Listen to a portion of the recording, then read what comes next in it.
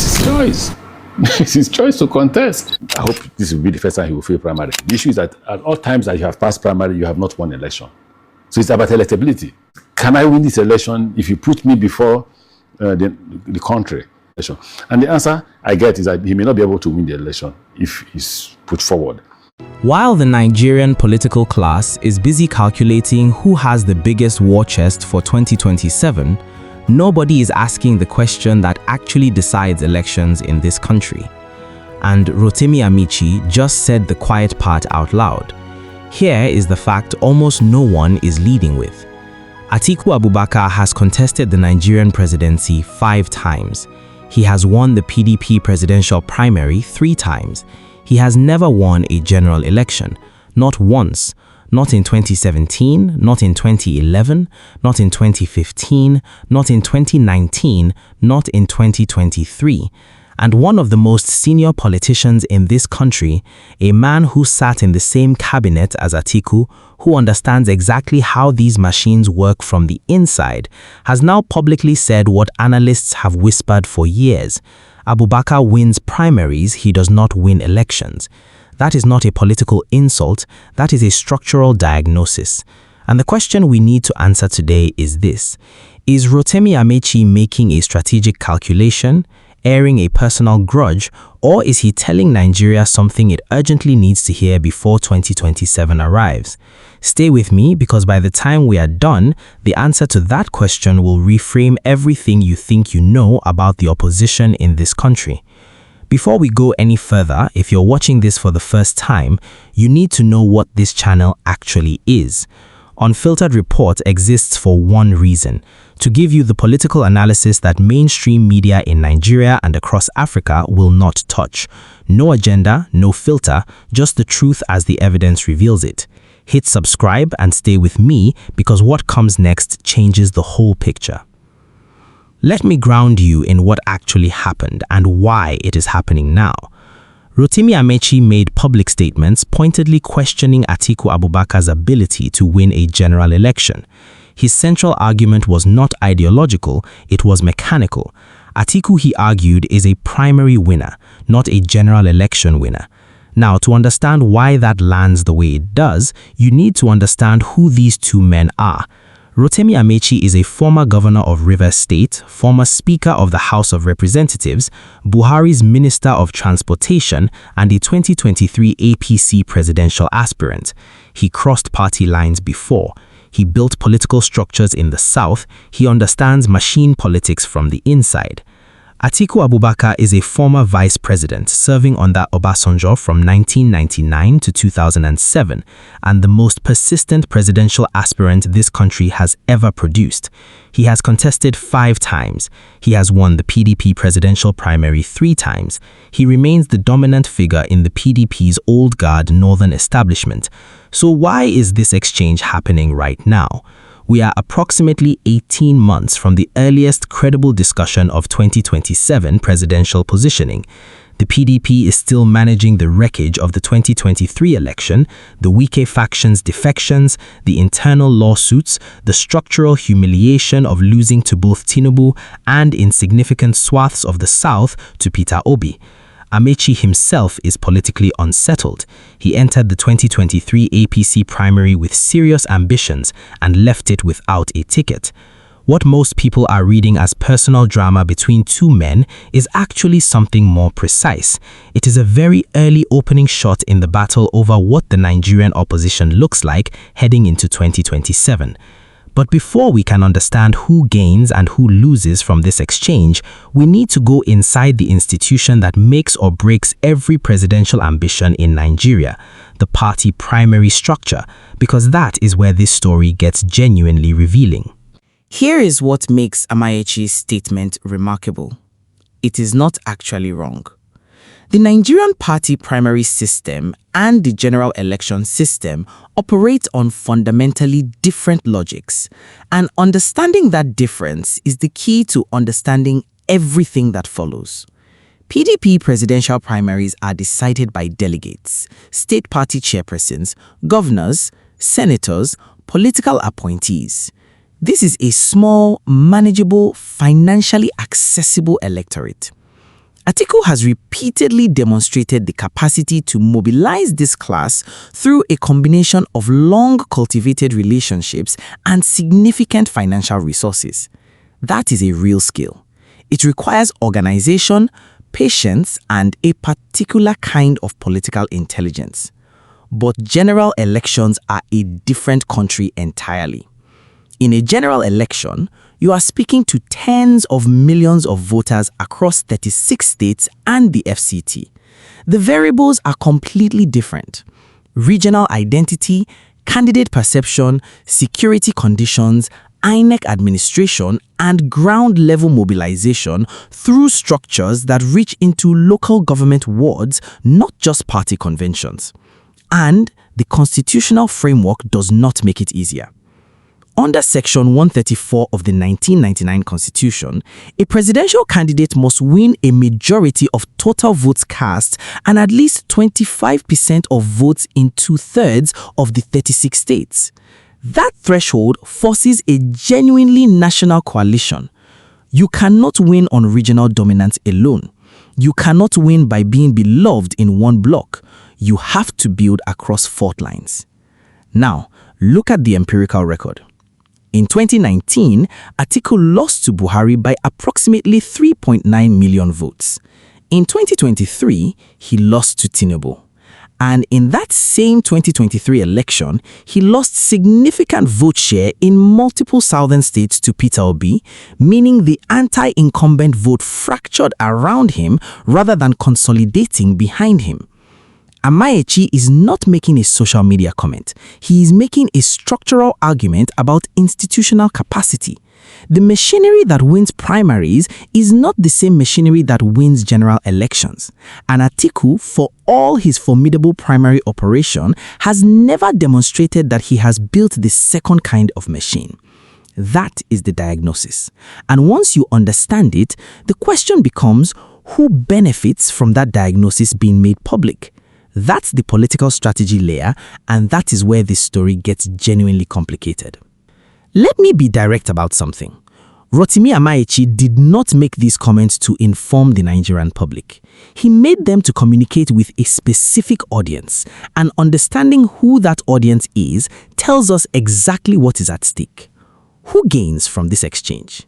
First, any politician positioning themselves as a credible 2027 opposition presidential candidate benefits from a narrative that frames Atiku as structurally incapable of winning a general election. This includes figures from the north who would need to contest a PDP primary against him, and southern politicians who need the argument that a northern-dominated ticket cannot win to gain traction. Amaechi's statement does that work for them without them having to say it themselves. Second, Amaechi himself. He was politically bruised by the 2023 APC primary. His capital needs rehabilitation. Becoming the voice of hard truths in opposition politics, the man who says publicly what others only whisper in private is a viable path back to relevance. He positions himself as a clear-eyed institutionalist rather than a defeated aspirant. Now, I want you to hold this carefully because it is uncomfortable. The APC. There is no clean wall between party political calculation and inter-party commentary in Nigeria. A fractured, narratively incoherent opposition is a gift to any incumbent. If the dominant opposition narrative heading into 2027 is about whether its most experienced candidate can actually win rather than about the incumbent government performance record, that's a very favorable environment for Tinubu's re-election campaign. Now, who loses? Atiku Abubakar directly. His entire political brand is built on persistence and inevitability. The argument that he has been here before, he knows how this works, his time is coming. That brand collapses if the counter-narrative gains traction, that his experience is not evidence of preparation, but evidence of repeated failure. And with him, the PDP's northern old guard.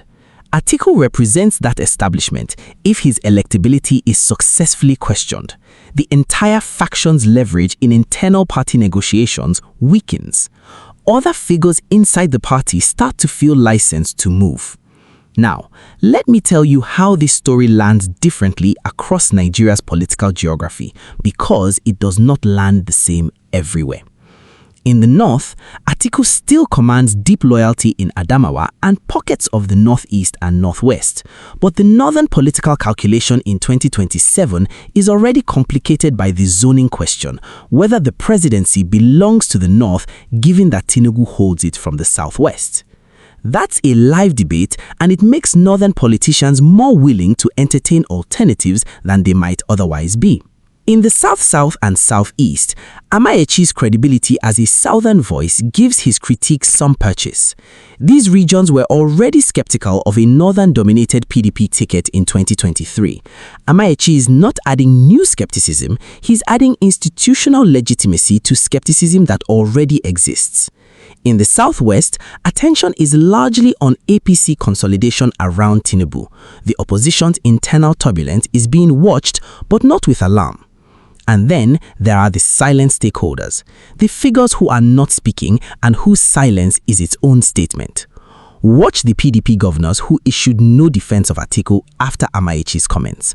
Watch the northern senators who said nothing. Watch Peter Obi's camp, which has every strategic incentive to let this story run as long as possible. In Nigerian politics, silence is often the loudest signal in the room. But to understand what this truly means for the country, not just for these men and their factions, we need to zoom out, because what happens to the Nigerian opposition affects something much larger than any single primary race. Here is the uncomfortable truth that nobody in this conversation is naming. Nigeria's democracy needs a credible opposition, not as a matter of political preference, as a matter of institutional function. When an incumbent faces a fractured, narratively incoherent opposition, accountability mechanisms weaken across the board. Legislative oversight becomes performative, investigative journalism loses the institutional oxygen that competitive electoral politics provides, and ordinary citizens, Nigerians in Maiduguri and Owerri and Ibadan and Kaduna, are left choosing between a government they may distrust and an opposition they cannot believe in. That's not a healthy democracy, that's a managed one. If Amaechi's diagnosis is correct, and the empirical record suggests it has significant merit, then the PDP has a structural problem that goes beyond any one candidate. It has repeatedly nominated a man who cannot translate primary support into general election victory. That is not just an Atiku problem, that is a party problem. A problem with how the party selects candidates, builds coalitions, and decides what winning actually requires. And if the PDP cannot resolve that problem before 2027, the most consequential outcome is not who wins the PDP primary, it is whether Nigeria enters the 2027 election cycle with any credible accountability alternative at all. That matters economically too. Opposition coherence is a signal that investors and Nigeria's international partners read. A presidency that does not face genuine electoral competition is a presidency with reduced incentive to perform. For an economy managing foreign exchange pressures, the ongoing fallout from subsidy removal, and serious manufacturing and infrastructure headwinds, that reduced accountability pressure has real costs. Costs that never appear in the political headlines, but ordinary Nigerians pay nonetheless. For the Nigerian diaspora, the millions watching from London, Houston, Toronto, and Lagos simultaneously, this exchange will register as a familiar and deeply frustrating pattern. Opposition fragmentation, elite personal conflict dressed as political principle, the recycling of candidates who have already failed, the same faces on a loop. What is new is the candor. Amaechi said publicly what has been whispered privately for years, and the fact that it was said out loud, on record by someone with institutional standing, changes the political cost of pretending the electability question does not exist. Western governments and multilateral institutions watch Nigeria's opposition health as a leading indicator of democratic consolidation. A country where the same opposition figure contests indefinitely without the party reforming how it selects candidates or builds coalitions is a country where democratic competition risks becoming theatrical. And it connects to a broader African pattern that we cannot ignore. Across ECOWAS, the health of civilian opposition politics has direct implications for whether military interventions fill the vacuum that weak democracies create. Nigeria is not Burkina Faso, Nigeria is not Mali, but the conditions that allow democratic dysfunction to persist without correction, an unaccountable ruling party, a disorganized opposition, a citizen whose trust in institutions erodes election by election, those conditions are not entirely foreign to Nigeria's experience. That is why this story matters beyond the drama of two men taking shots at each other. The stakes are institutional, and they are being shaped right now, 18 months before the campaign formally begins. Now let me give Atiku's defenders the strongest possible argument, because they have one, and I am not going to pretend otherwise. The 2023 election was not simply lost on electability grounds. INEC's administration of that election, particularly the BVAS deployment controversies, the upload failures, and the legitimate questions around the integrity of the process in several states, remains deeply contested.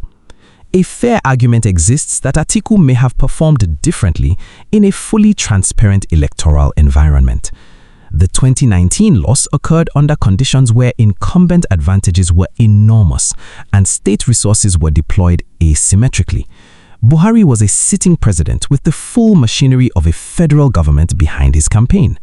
Furthermore, persistence in democratic politics is not inherently a weakness. Mandela waited 27 years. Persistence, reframed, is commitment.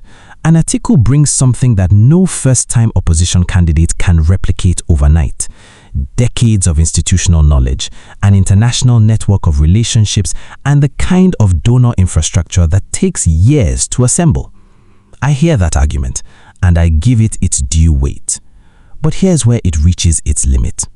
Amaechi's structural argument does not depend on any single election having been stolen or any single cycle having been unfair. It depends on the aggregate pattern across 5 candidacies, 3 primary victories, and 0 general election wins. At some point, the pattern is the data. You cannot build political credibility on "we would have won if things were different." You have to demonstrate the capacity to win under Nigerian conditions as they actually exist, not as they should theoretically be. The teacher in Kano, the trader in Onitsha, the civil servant in Port Harcourt, they don't need to resolve the academic debate about whether the 2023 election was compromised. They need a simpler answer. If I vote for this man, is there a realistic path to him actually becoming president? Right now, the honest answer to that question is unclear at best. Let me stop here for a second, because if what I just told you is new information to you, drop a comment below right now. I want to know what you were told before you watched this, because we are not even at the most important part yet, and I want to know where your thinking is before we get there. Let me give you 3 timelines, 3 scenarios, and 3 specific signals to watch. In the next 30 days, watch Atiku's response strategy. He has 3 options, and each one tells us something different. He can ignore Amaechi's comments entirely, which carries the risk of looking either above the fray or afraid of the question. He can issue a measured rebuttal that accepts parts of the structural critique while reframing the narrative around unfair electoral conditions. Or he can mobilize his delegate network to demonstrate his primary strength publicly, which would confirm Amaechi's point rather than rebut it. Also watch PDP's institutional response. If party leadership moves quickly to quiet this exchange, that signals fear that the narrative is doing damage.